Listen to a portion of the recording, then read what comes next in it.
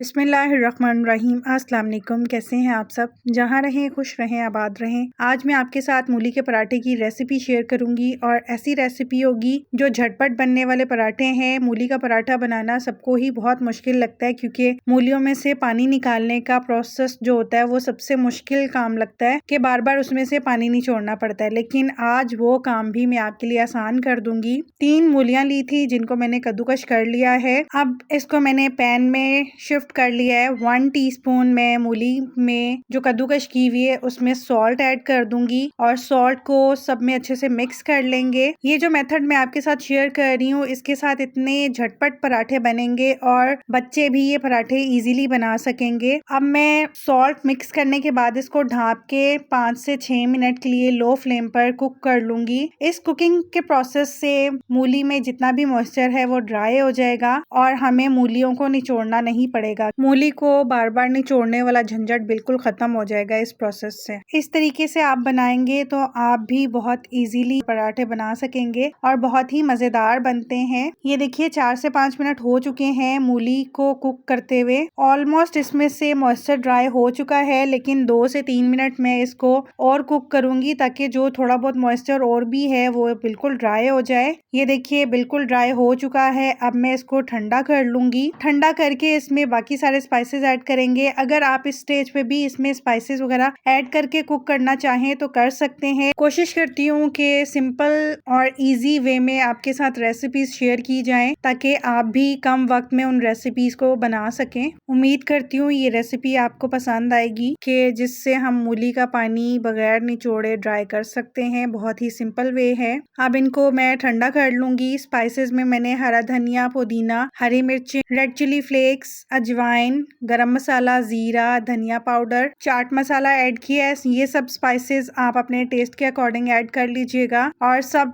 Mixture अच्छे से mix कर लेंगे। और बहुत ही आसान तरीका, एक पेड़ा बनाऊंगी मैं पराठा बनाने के लिए। जैसे हम 2 छोटे छोटे पेड़े बनाते हैं उस मेथड से मैं बिल्कुल नहीं बना रही हूँ। इस तरह से मैंने रोटी को बेल लिया है, दरमियान से थोड़ा मोटा रखा है और जितनी फिलिंग मैंने इसमें ऐड करनी है मैं उतनी फिलिंग ऐड करके तो पेड़े को फोल्ड कर लूंगी, आपस में बाइंड कर देंगे ताकि जो मिक्सचर है वो बाहर निकले ना। अगर आप भी इस मेथड से बनाएंगे थोड़े से टाइम में पराठा रेडी हो जाएगा। इस तरीके से जो पराठे रेडी किए जाते हैं उसकी एक एक बाइट में वो फिलिंग मौजूद होती है। इस तरीके से बहुत ही कम वक्त में पराठा बन जाता है। ये देखिए सारे पेड़े मैं इसी तरह से रेडी कर लूंगी। एक पेड़ा एक टाइम पे आप बनाइएगा क्योंकि अगर आप फिलिंग करके आप छोड़ देंगे तो फिर पेड़ा बेलना थोड़ा मुश्किल हो जाएगा, हैंडल करना थोड़ा मुश्किल हो जाएगा। अब मैं थोड़ा हाथ से प्रेस करूंगी और पूरी फिलिंग को स्प्रेड कर लेंगे और इसको बेल लेंगे। ज्यादा बड़ा नहीं बेलेंगे वरना ये होगा कि हमारे पराठे फटना शुरू हो जाएंगे। ये देखिए मैंने कितने इजीली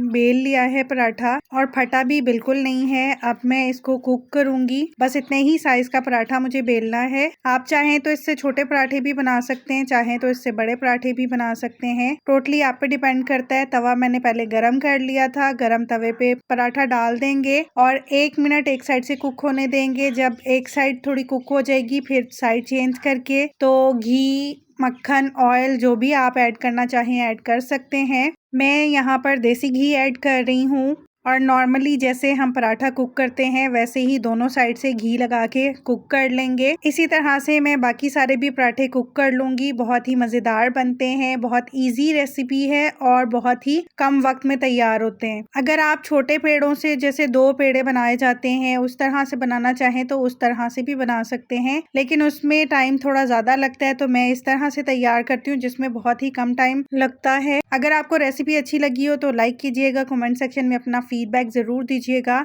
और कोशिश मैं करती हूँ कि सिंपल रेसिपीज़ आपके लिए लेकर आऊँ ताकि आप भी इजीली उन रेसिपीज़ को घर पर बना सकें। अगर अभी तक आपने मेरे चैनल को सब्सक्राइब नहीं किया तो आपसे रिक्वेस्ट है प्लीज़ मेरे चैनल को सब्सक्राइब कीजिएगा। नोटिफिकेशन के लिए बेल आइकन ज़रूर प्रेस कर लीजिएगा ताकि हर रेसिपी का नोटिफिकेशन आपको मिल सके।